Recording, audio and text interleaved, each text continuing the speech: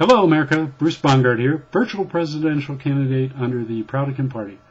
Once again, this event is being sponsored by www.cf2008ontape.ning.com. Question and answers, Section 7, Government-Related Issues. Question 1. Does our current taxation system need an overhaul, and what solution would you implement to improve it? Question 2. As President, what steps would you take regarding special interest lobbying and out-of-control government spending? Well, here again, we're talking about prolutions, progressive solutions, where we combine a multiple number of issues into kind of coming up with a common solution. In this case, we're talking about a taxation prolution. I call it flat with a little extra fat. Well, now there are many different approaches that we could adopt, such as the fair tax of 23%.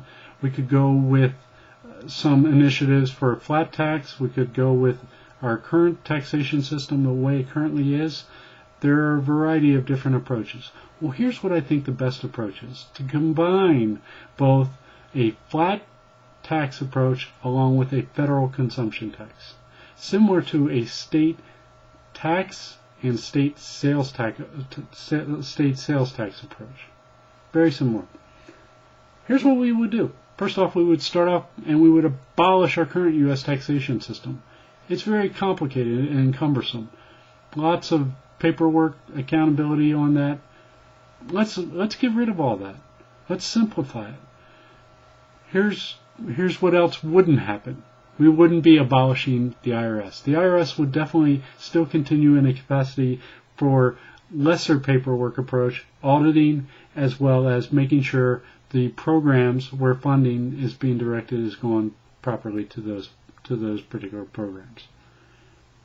Okay, so now what is exactly this approach? First off, we start with a flat payroll tax of 10%. Now, out of that 10%, you and I could actually indicate 5% onto what programs we think those monies should go to. So now when you fill out your form, your W-2, W-4 form at the beginning of the year, essentially there you would indicate which programs you wanted those funds to go to. So now what is that going to do? That's going to drive special interest lobbying influence away from Congress and instead focus it on you and I, on we the people. That's where the focus should be for programs. That's where the focus should be for where that spending goes to. Okay, so now what's our next step? Corporations. What do we do in the case of corporations? Corporations and businesses would be a tiered approach, but it'd be a lower taxation for them as well. It'd be a 10, a 15, or 20% approach. So if they're a small, medium, or large-sized business. Now, what does this mean in terms of goods and services? This means that they would have to pay that particular percentage.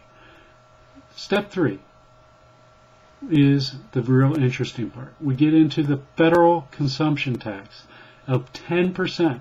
So now corporations, whenever they needed to buy raw materials or goods to make their products, they would have to pay 10%. If you and I basically needed to buy products, food, gas, whatever the case may be, we'd also pay that same percentage of 10%. But here's the thing. For you and I, it focuses us on what our needs are versus on what our wants are. For those who are wealthy or rich, they can afford to buy more things, but they would be buying those more things at only a taxation rate of 10%. So, what else does this federal consumption tax do? Well, we can use it as a direct targeted industry stimulus approach. So, for example, let's say we wanted to stimulate the industry of buying and selling cars. We could actually drop that 10% down to, let's say, 7, 8%, maybe, something of that nature, a few percent at a time. What that means is that would be now a targeted stimulation for that particular industry. No longer will we have to issue stimulus checks in order to try and hope that various aspects of our economic industry is being stimulated. Pretty interesting, right? Well, here's what else it would do. Since we have 10% now, it would be 10% on all goods and services. So now, for example, NAFTA would no longer be North American Free Trade Agreement, completely free. They would have to pay 10%. Corporations would have to pay their taxes in the percentage that were discussed. Now, this means industries that have oftentimes gone under the radar, the black market industry, 10% still. We would be able to regain some taxation from those industries. No longer would people be focused on trying to evade taxation. So crime and corruption in terms of taxation would be much simpler. We're taking that money off the top.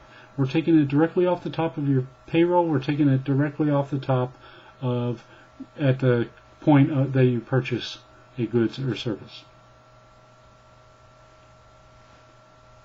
So, what else? Compliance.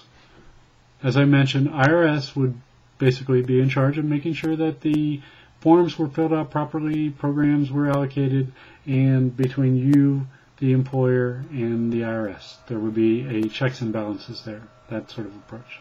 So this is the flat with a little extra fat taxation plan. Well, special interest lobbying, what else can we do there? Well, I have another prolution that we could adopt there. I call it the by the people, for the people approach. Now, there's lots of polls out there. Roper, Gallup, the major networks are often taking polls, but oftentimes those are used only in sort of a cosmetic type approach. They're not usually used in a perceptional or influential sort of way, at least not quantitatively. Here's what I think we should try and do. We should make it a mandate that Congress actually look at these polls and we develop a network where we, the people, can actually be polled or vote on particular bills before they're actually introduced into Congress. Now, this way, it changes the focus away from special interest lobbying and it redirects it back to we, the people. There again, it's having lobbyists lobby you and I, not Congress. So we throw some money at it, $100 million or whatever it may take to kind of get this polling network going. But it's using polling in a completely different, influential type of approach. I hope you like that idea. Very simple, but potentially very worthwhile because it could definitely impact spending and reduce spending, government spending, as well as pork barrel spending and earmark spending that currently is going on in Congress. Question number 3. Is there a fundamental discord with our representative democracy that primarily allows and encourages only a two-party political system to be in power? Absolutely. Having gone through this process as a third-party candidate, mind you, I'm a virtual candidate, but having gone through this process, I've realized that there is definitely a blackout in terms of third-party access, in terms of media access, in terms of there's this stronghold of a two-party Republican-Democrat monopoly that is preventing all other kinds of democratic kind of ideals and other kinds of party ideas from rising to the top. We're a democracy. Everybody should have a say. Everybody should have a political opinion and be able to voice that opinion and that opinion be heard and brought up. And if it is valid and good, then many other people might choose to adopt that party platform, that other party platform as well. Why are we preventing that? We've got to ask ourselves, as a democracy, it should not be allowed to happen. Question number 4. Are our elections and its elected officials truly representative of the people? Well, I believe if we adopted an approach like this, there would be more representation directly of what the people's opinions are. A one-to-one sort of approach. Question number 5. Are there any additional government-related programs or initiatives that you would like to focus on if you become president? Well, as I pointed out, I am a virtual candidate. I'm not actually running for the office. In the future, who knows what the future holds? I may choose to run again and actually try and be on the ballot as well as whatever would be involved with that. But in the meantime, I would hope that our elected officials picked up on some of what I had to offer. Some of these prolution, some of these progressive solutions, as opposed to just going with the current status quo. Once again, I would like to say my name is Bruce Bongart, virtual presidential candidate under the Prolution Party, saying thank you, take care, and God's peace be with all of you.